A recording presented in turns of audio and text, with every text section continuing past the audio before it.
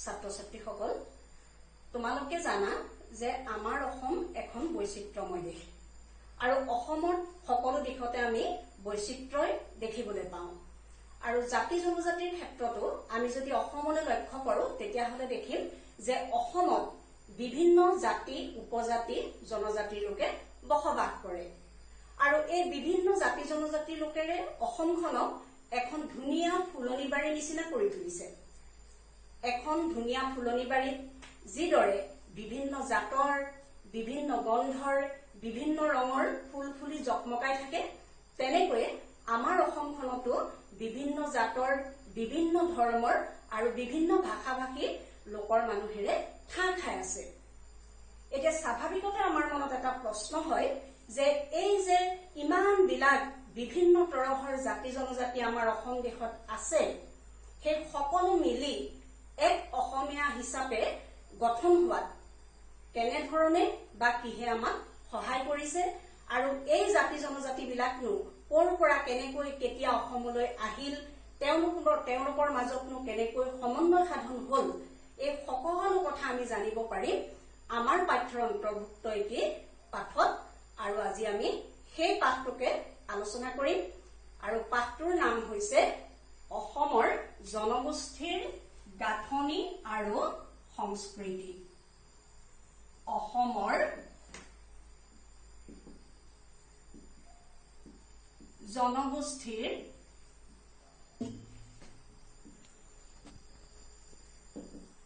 গাঁথনি আৰু সংস্কৃতি।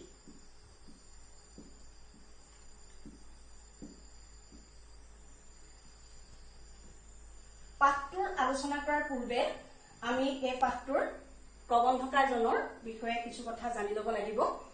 তোমালোকে পাইছাই যে এই পাঠটোৰ লেখক হৈছে আব্দুছ ছাত্তাৰ। আব্দুছ ছাত্তাৰ এজন প্ৰসিদ্ধ প্ৰবন্ধকাৰ। 1922 চনত তিতাবৰত এইজনা সাহিত্যিকৰ জন্ম হয় আৰু তেখেত অসম সাহিত্য সভাৰ প্ৰধান সম্পাদকৰ দৰে গুৰুত্বপূৰ্ণ পদবীত অভিষিক্ত আছিল। আব্দুছ ছাত্তাৰদেৱে কেইবাখনো তত্ত্বমূলক গ্ৰন্থ ৰচনা কৰি থৈ গৈছে। সেই গ্ৰন্থসমূহৰ নাম ইতিমধ্যে তোমালোকৰ কবি পৰিচয় অংশত আছেই, তথাপিতো মই এবাৰ আলোচনা কৰি দিছো যে তেখেতে ৰচনা কৰা এখন প্ৰখ্যাত গ্ৰন্থ হৈছে সংমিশ্ৰণত অসমীয়া সংস্কৃতি।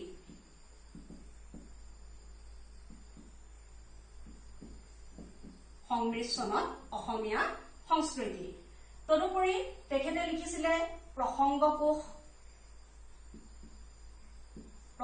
কোষ নামৰ গ্ৰন্থ তেখেতে লিখিছিল। তদুপৰি তেখেতে লিখিছিলে উদ্ধৃতি সহচৰ। তাৰপিছত তোমালোকে কিতাপত দেখিছাই দৃষ্টি আৰু সৃষ্টি, কৃষ্ণকান্ত সন্দিকৈ আদি বিভিন্ন গ্ৰন্থৰে তেখেতে কি কৰিছে, অসমীয়াৰ সাহিত্য ভঁৰাললৈ অৱদান আগবঢ়াই থৈ গৈছে। এতিয়া আজি আমি যিটো পাঠ আলোচনা কৰিম, অসমৰ জনগোষ্ঠীৰ গাঁথনি আৰু সংস্কৃতি, এই পাঠটো তেখেতৰ এই সংমিশ্ৰণত অসমীয়া সংস্কৃতি নামৰ যিখন গৱেষণামূলক গ্ৰন্থ, এই গ্ৰন্থখনত অন্তৰ্ভুক্ত আছে। এতিয়া আহাচোন আমি আজি এই পাঠটোৰ এটা অংশ আলোচনা কৰোঁ। অৱশ্যে পাঠটো আলোচনা কৰিবলৈ যোৱাৰ পূৰ্বে আমি পাঠটোৰ নামকৰণ সম্পৰ্কত কিছু কথা ক'ব লাগিব। ইয়াত চোৱা, প্ৰথম আছে অসমৰ জনগোষ্ঠী। এতিয়া আমি প্ৰথমে চাব লাগিব জনগোষ্ঠীনো কি। জনগোষ্ঠী শব্দৰ অৰ্থ হৈছে উমৈহতীয়া বিশেষত্ব থকা কিছুমান মানুহৰ গোট। আৰু গাঁথনি শব্দৰ অৰ্থ হৈছে মণি বা ফুল শ্ৰেণীবদ্ধভাৱে বান্ধি পেলোৱাটোকে কি বুলি কোৱা হয়, গাঁথনি। এতিয়া পাঠটোৰ প্ৰথম অংশত আমাক ক'ব অসমৰ জনগোষ্ঠীৰ, তাৰমানে অসমত যিবিলাক জাতি জনজাতি লগ হৈ অসমীয়া জাতি গঠন হ'ল, সেই জাতিবিলাকৰ মাজত কেনেকৈনো বান্ধোন হ'ল, সেইবিলাকৰ মাজতনো কেনেকৈ মিল হ'ল, সেই সম্পৰ্কে আমাৰ পাঠটোৰ প্ৰথম অংশত আব্দুছ সাত্তাৰ দেৱে আলোচনা কৰিব। আৰু অন্যহাতে আমি দেখিছো যে অসমৰ জনগোষ্ঠীৰ গাঁথনিটো কেনেকুৱা বিচিত্ৰ। তাৰমানে অসম এখন সংমিশ্ৰিত জাতিৰ দেশ আৰু এটা সংমিশ্ৰিত জাতিৰ সংস্কৃতি হিচাপে অসমীয়া সংস্কৃতিও কেনেকুৱা হ'ব এক সংমিশ্ৰিত সংস্কৃতি। আৰু আমাৰ পাঠটোৰ পৰৱৰ্তী অংশত সাত্তাৰদেৱে অসমীয়া সংস্কৃতিনো কেনেকুৱা সংস্কৃতি, কেনেকৈ সংমিশ্ৰণৰ সংস্কৃতি এই সম্পৰ্কে আলোচনা কৰিছে। আৰু সেইকাৰণে পাঠটোৰ নাম দিছে অসমৰ জনগোষ্ঠীৰ গাঁথনি আৰু সংস্কৃতি। এতিয়া তোমালোকে এই সংস্কৃতি শব্দটোৰ অৰ্থ জানিব লাগিব। অৱশ্যে এটা কথা ঠিক যে সংস্কৃতি শব্দটো তোমালোকৰ বাবে নতুন শব্দ নহয়। যিহেতুকে নৱম শ্ৰেণীত তোমালোকে লোক সংস্কৃতি বুলি এটা পাঠ পঢ়িছা, আকৌ দশমতো তোমালোকৰ ভাৰতীয় সংস্কৃতি বুলি পাঠ এটা অন্তৰ্ভুক্ত আছে। গতিকে মই ভাবিছো যে সংস্কৃতি শব্দটো তোমালোকৰ কাৰণে নতুন শব্দ নহয়। তথাপিতো মই তোমালোকক অকণমানকৈ এই শব্দটোৰ বিষয়ে বা সংস্কৃতি মানেনো কি, সংস্কৃতিৰ বিশেষত্বনো কি এই বিষয়ে মই অকণমান কৈ লওঁ বুলি ভাবিছো, যাতে পাঠটো পঢ়োতে তোমালোকৰ সুবিধা হয়। এতিয়া আমি যদি চাওঁ যে এই সংস্কৃতি শব্দটো এইটো এটা ব্যাপক শব্দ। মানে সংস্কৃতিয়ে কি কৰে, ই বহুত বস্তু একেলগে সামৰি লয়। এতিয়া সংস্কৃতি শব্দ সম্পৰ্কে বিভিন্ন সাংস্কৃতিক গৱেষকে বিভিন্ন সংজ্ঞা দিছে। সংস্কৃতি সম্পৰ্কে দীঘলীয়া বা যথেষ্ট সংখ্যক আলোচনা হৈছে। আজি আমি সেই বিস্তৃত আলোচনালৈ নগৈ তোমালোকক মুঠতে মই সংস্কৃতি সম্পৰ্কীয় এটা প্ৰাথমিক জ্ঞান দিব বিচাৰিছো। এতিয়া আমি যদি চাওঁ যে সংস্কৃতি শব্দটো কেনেকৈ সৃষ্টি হৈছে, সন্ধি হৈছে সম যোগ কৃতি, ইয়াৰ পৰা হলগৈ সংস্কৃতি। এতিয়া তোমালোকে ইতিমধ্যে সন্ধিৰ লগত তোমালোকৰ চিনাকি আছে। সংস্কৃতি শব্দটো এতিয়া আমি কি গম পালো যে এই সন্ধিজাত শব্দ সম যোগ কৃতি। কৃতি মানে হৈছে কাম, কৃতি মানে কাম, আৰু সম এটা উপসৰ্গ, আৰু সম উপসৰ্গটোৱে সদায় কি কৰে ভাল অৰ্থত ব্যৱহৃত হয়। আৰু এই সম যোগ কৃতি অৰ্থাৎ যিবিলাক কামত কি আছে সংস্কাৰ আছে, যিবিলাক কামত সৃজনীশীলতা আছে, সেই সকলোবিলাক কামকে আমি কি বুলি কওঁ সংস্কৃতি বুলি কওঁ। আৰু সদায় এটা কথা মনত ৰাখিবা যে সংস্কৃতিয়ে কোনো কাৰণত সমাজৰ বা ব্যক্তিৰ অমংগলৰ বা অমংগল সূচনা কৰা কোনো কামক কিন্তু সংস্কৃতিয়ে সামৰি নলয়। মানে সংস্কৃতি সদায় মংগলজনক, সংস্কৃতি সদায় ইতিবাচক। আৰু যেতিয়াই এই সংস্কৃতি কি হব, আমি যে কৈছো যে সমাজৰ কাৰণে ই সদায় মংগলজনক, যেতিয়াই সি কি হব অমংগলজনক হলে আমি সংস্কৃতি শব্দটো ব্যৱহাৰ নকৰো, তেতিয়া আমি কৰিম কি দুষ্কৃতি। গতিকে এতিয়া আমি জানিছো যে সংস্কৃতিৰ বিপৰীত শব্দ হৈছে দুষ্কৃতি। গতিকে সদায় এটা কথা মনত ৰাখিবা যে সংস্কৃতি বুলি কলে আমি সেই উপাদানসমূহকে বুজি পাম যিবিলাক উপাদানে ব্যক্তিৰ উপকাৰ কৰে আৰু যিবিলাক উপাদানে সমাজৰ উপকাৰ কৰে। এতিয়া এই যে সমাজৰ উপকাৰত অহা, ব্যক্তিৰ উপকাৰত অহা এই উপাদানবিলাক অৰ্থাৎ এই সংস্কৃতি শব্দটোৱে আমাৰনো কি কি বস্তু সামৰি লয় সেই কথা আমি অকণমান আলোচনা কৰিব লাগিব। তেতিয়া আমি অসমৰ সংস্কৃতিনো কেনেকৈ সংমিশ্ৰিত সংস্কৃতি সেই কথাটো আলোচনা কৰিবলৈ আমাৰ বেছি সুবিধা হ'ব। তেতিয়াহ'লে চোৱা সংস্কৃতিয়েনো কি কি বস্তু সামৰি লয়। এতিয়া তোমালোকে পাইছা যে আমাৰ কি আছে তিনিটা মৌলিক প্ৰয়োজন আছে, খাদ্য, বস্ত্ৰ, বাসস্থান। এই তিনিটা আমাৰ মৌলিক প্ৰয়োজন। এতিয়া কি হয় সংস্কৃতিৰ তাৰ পৰিসৰৰ ভিতৰত খাদ্য, বস্ত্ৰ, বাসস্থান এই তিনিটা মৌলিক প্ৰয়োজনকে ধৰি আমাৰ যে আছে ভাষা, কাৰণ আমি কি কৰো ইজনে সিজনৰ মনৰ ভাৱ প্ৰকাশ কৰিবলৈ আমাৰ ভাষা আছে। আকৌ ভাষাৰে থকাৰ লগে লগে আমি কি লিখিছো, সেই ভাষাত আমাৰ সাহিত্য আছে। আমাৰ প্ৰত্যেকৰে কি আছে একোটা ধৰ্ম আছে, আৰু সেই ধৰ্মৰ প্ৰত্যেকৰে আকৌ কি আছে বেলেগ বেলেগ ৰীতি নীতি আছে, উৎসৱ পাৰ্বণ আছে। আমি কি কৰো আনন্দৰ কাৰণে আমি বিভিন্ন উৎসৱ পাৰ্বণ অনুষ্ঠিত কৰোঁ। এই উৎসৱ পাৰ্বণবোৰ আছে। উৎসৱ পাৰ্বণৰ লগতে লগ লাগি আমাৰ কি আছে? গীত আছে। গীত বুলিলে নৃত্যৰ কথা আহে। আকৌ গীত নৃত্য বাদ্য অবিহনে গীত নৃত্য নহয়। এই সকলোবিলাক কিহৰ ভিতৰত পৰে? সংস্কৃতিৰ ভিতৰত পৰে। তদুপৰি আমি যে পাইছো সুকুমাৰ কলাৰ অন্তৰ্গত আন এক সম্পদ স্থাপত্য আৰু ভাস্কৰ্য। স্থাপত্য ভাস্কৰ্য। তাৰপিছত আমাৰ কি আছে? কিছুমান ৰীতি নীতি আছে। ৰীতি নীতি, আকৌ সেই ৰীতি নীতি বিলাকক যেতিয়া আমি কাৰ্যক্ষেত্ৰত কৰো সিয়ে হৈ যায় কি? আমাৰ আচাৰ ব্যৱহাৰ। গতিকে দেখিলানে, মানে সংস্কৃতি শব্দটোৱে কি কৰে? যদিও ই এটা সৰু শব্দ, দেখাত নিশ্চয় সৰু শব্দ, কিন্তু ই কি কৰিছে? আমাৰ জীৱনৰ লগত জড়িত তিনিটা মৌলিক প্ৰয়োজনকে ধৰি ভাষা, সাহিত্য, ধৰ্ম, উৎসৱ পাৰ্বণ, গীত, নৃত্য, বাদ্য, স্থাপত্য, ভাস্কৰ্য, ৰীতি নীতি, আচাৰ ব্যৱহাৰ আদি কি কৰে? বিভিন্ন বস্তু কি কৰি লৈছে? সামৰি লয়। আৰু এতিয়া আমি যদি চাওঁ যে আমাৰ অসমৰ জনগোষ্ঠীৰ যেনেকৈ বিভিন্নতা আছে, তেনেকৈ আমাৰ এই সকলোবিলাক সম্পদতে কি আছে? বিভিন্নতা আছে।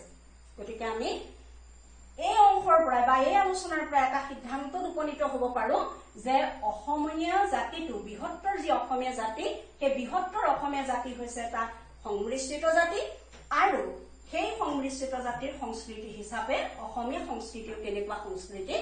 এক সংমিশ্ৰিত সংস্কৃতি। আৰু আব্দুছ ছাত্তাৰদেৱে কি কৰিছে? এই গোটেই কথাখিনিকে আমাক পাঠটোৰ জৰিয়তে বুজাব বিচাৰিছে।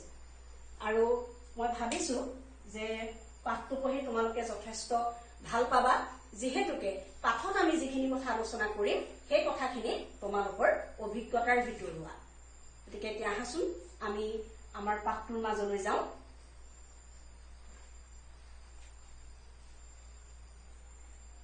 পাঠটোৰ প্ৰথমৰ যিটো অনুচ্ছেদ, সেই অনুচ্ছেদটো মই পাঠ কৰি দিছো। অসমৰ জনগোষ্ঠীৰ গাঁথনি আৰু সংস্কৃতি। আব্দুছ ছাত্তাৰ। সমগ্ৰ অসম ৰাজ্যখনেই বিভিন্ন জাতি, উপজাতি আৰু জনজাতীয় জনগোষ্ঠীৰে যে পৰিপূৰ্ণ এনে নহয়, নানা সমস্যাৰো পৰিপূৰ্ণ। সেইদৰে অসমৰ সংস্কৃতিও বাৰেবৰণীয়া আৰু বৈচিত্ৰ্যপূৰ্ণ। ত্ৰয়োদশ শতিকাত হুকং উপত্যকাৰ পৰা অহা আৰু চীন দেশৰ দক্ষিণ পশ্চিম অঞ্চলৰ পৰা অহা মংগোলীয় বহিৰাগত গোষ্ঠীৰ কাৰণে অসমীয়া আছিল স্থিতি লোৱা ঠাই। এইসকল অহাৰ আগতে অসম আছিল জনজাতীয় গোষ্ঠীৰ অৰ্থাৎ অনাৰ্য জাতিৰ বসতি স্থান। ঘাইকৈ, কছাৰী, চুতীয়া, কোচ, মেচ, ডিমাচা, দেউৰী, মিচিং, বড়ো, তিৱা, কাৰ্বি আদিৰ বসতি স্থান। গতিকে মূলতে অসমীয়া জনসংস্কৃতিৰ ধাৰক এইবোৰ জাতিগোষ্ঠীয়ে আছিল। অতীতত অসম বা কামৰূপ বুলি কওঁতে এটা সময়ত বৰ্তমান অৰুণাচলৰ অন্তৰ্গত অকা, দফলা, আবৰ, মিচিমি আদি জনগোষ্ঠীও পৰে। এই অতীতৰ অসমৰ পৰা চকলা চকলে গাৰো, মিজু, খাচী, জয়ন্তী আৰু গাৰো পাহাৰ কটা গ'ল। নিজৰ ভাষা সংস্কৃতি ৰক্ষা কৰি এতিয়া হ'ল নগাভূমি, মিজোৰাম, অৰুণাচল আৰু মেঘালয় ৰাজ্য। অতীতৰ এই সমগ্ৰ অসমৰ জনগোষ্ঠীৰ গাঁথনিলৈ যদি লক্ষ্য কৰা যায়, তেন্তে দেখা যাব যে এই সকলোবোৰে আৰ্য নাছিল। অসমলৈ বহিৰাগত হৈ অহা মংগোলীয় গোষ্ঠীয়ে তেওঁলোকৰ নিজা ভাষা, ধৰ্ম আৰু সামাজিক ৰীতি নীতি, আচাৰ ব্যৱহাৰ এটা সময়ত থলুৱা লোকৰ প্ৰভাৱত এৰিব লগা হয়। এই অসম দেশত প্ৰাচীন কালৰে পৰা হিন্দুৰ ত্ৰান্তিক ধৰ্ম আৰু বৌদ্ধ ধৰ্ম প্ৰচলিত আছিল। আহোমসকলে অসমত দীৰ্ঘদিন থকাৰ পাছত হিন্দু ধৰ্ম গ্ৰহণ কৰি নিজস্ব কৃষ্টি সংস্কৃতি প্ৰায় পৰিত্যাগ কৰে। থলুৱা জনজাতীয় সংস্কৃতিত ধৰ্মই বিশেষ স্থান লাভ কৰিছিল। এটা সময়ত মৌ বলি, নৰবলি পৰ্যন্ত হৈছিল। সমগ্ৰ অসম দেশখনেই যাদুমন্ত্ৰ আৰু ঐন্দ্ৰজালিক বিদ্যাৰ কাৰণে প্ৰাচীন কালৰ পৰা প্ৰসিদ্ধ আছিল।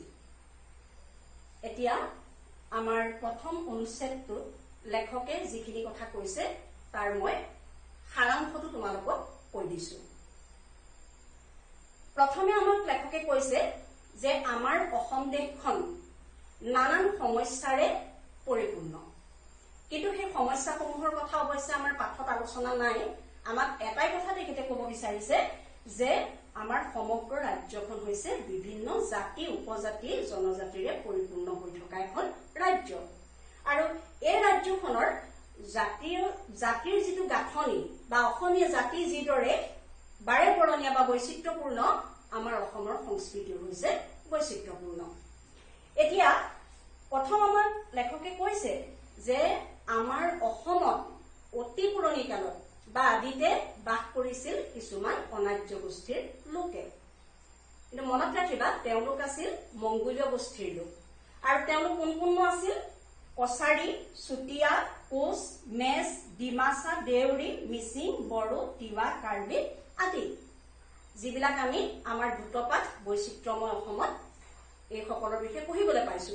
গতিকে আদিতে অসমত এই জনজাতীয় লোকসকলে বাস কৰিছিল, আৰু এই জনজাতীয় লোকসকলৰ মাজলৈ ত্ৰয়োদশ শতিকা মানে আমি এটা কথা মনত আনিব লাগিব বা মনত ৰাখিব লাগিব যে 1228 খ্ৰীষ্টাব্দত আহোমসকল অসম প্ৰৱেশ কৰিছিল।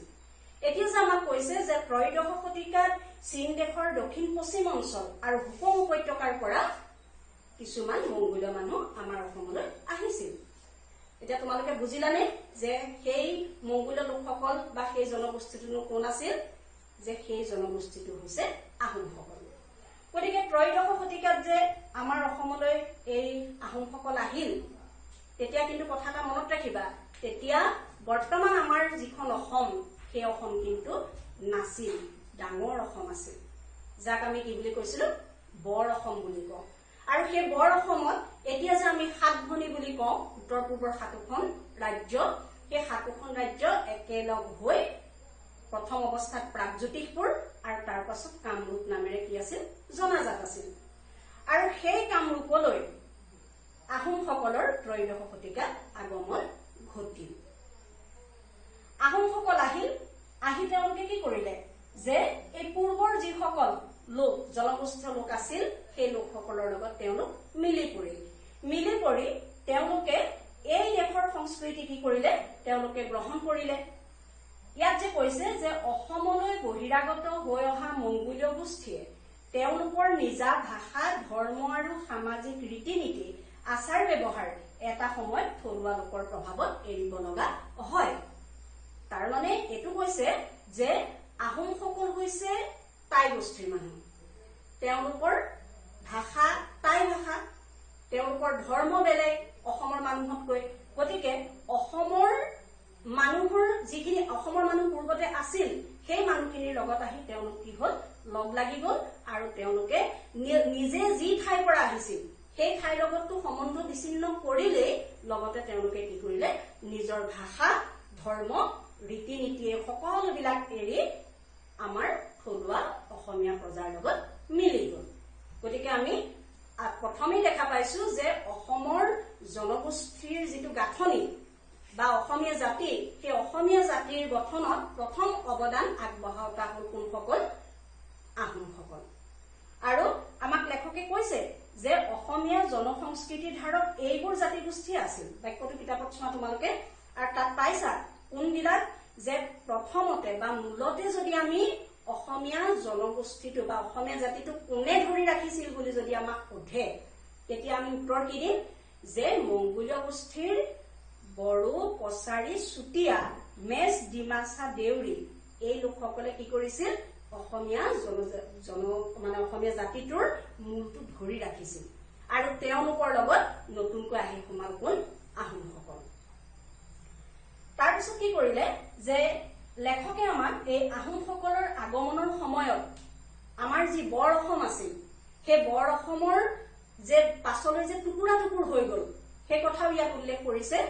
কিয়নো যে আমাৰ প্ৰাগজ্যোতিষপুৰ বা কামৰূপ বুলি কওঁতে অসমৰ যিটো সীমা আছিল সেই অসমক কি কৰা হ'ল? টুকুৰা টুকুৰ কৰি পেলোৱা হ'ল, আৰু টুকুৰা টুকুৰ কৰি নগাভূমি, মিজোৰাম, অৰুণাচল এই ৰাজ্যবিলাক গঠন কৰি দিয়া হ'ল।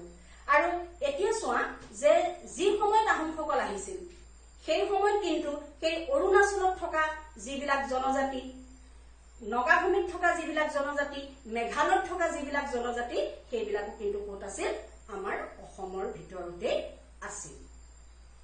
গতিকে প্ৰথম অনুচ্ছেদটোত আমাক লেখকে এটাই কথা ক'ব বিচাৰিছে যে অসমত থকা থলুৱা জনগোষ্ঠীয় লোকসকলৰ মাজলৈ ত্ৰয়োদশ শতিকাতে প্ৰথম প্ৰব্ৰজন ঘটিল আহোমসকলৰ। নিশ্চয় বুজি পাইছা তোমালোকে? তাৰপিছত আমাক যিটো ক'লে যে এই অসম দেশত প্ৰাচীন কালৰ পৰা হিন্দুৰ ত্ৰান্তিক ধৰ্ম আৰু বৌদ্ধ ধৰ্ম প্ৰচলিত আছিল। মানে পাঠটোত কেৱল জনগোষ্ঠীৰ গাঁথনিৰ কথাকেতো ক'লে নহ'ব, সেই সময়ত অসমৰ পৰিৱেশৰ কথাও ক'ব লাগিব। গতিকে আব্দুছ ছাত্তাৰদেৱে আমাক কৈছে যে যি সময়ত আহোমসকল আমাৰ অসম দেশলৈ আহিছিল, সেই সময়ত অসমত কি ধৰ্ম প্ৰচলিত আছিল? হিন্দুৰ ত্ৰান্তিক ধৰ্ম আৰু বৌদ্ধ ধৰ্ম প্ৰচলিত আছিল। এতিয়া তোমালোকক প্ৰশ্ন সুধিব যে অসম দেশত প্ৰাচীন কালৰ পৰাই কি দুটা ধৰ্ম প্ৰচলিত আছিল? তাৰপিছত কৈছে যে আহোমসকলে অসমত দীৰ্ঘদিন থকাৰ পাছত হিন্দু ধৰ্ম গ্ৰহণ কৰি নিজস্ব কৃষ্টি সংস্কৃতি প্ৰায় পৰিত্যাগ কৰে। এইটো ইতিমধ্যে আগতে আমি আলোচনা কৰি আহিছোৱে যে আহোমে নিজৰ সকলো বস্তু এৰি অসমৰ অসমীয়া হ'ল। অৱশ্যে এটা কথা মনত ৰাখিবা যে অসম শব্দটো কিন্তু আহোমসকল অহাৰ পাছৰ পৰাহে, মানে আহোমৰ পৰাহে অসম শব্দৰ উৎপত্তি হৈছে। তাৰপিছতে ক'লে যে থলুৱা জনজাতীয় সংস্কৃতিত ধৰ্মই বিশেষ স্থান লাভ কৰিছিল।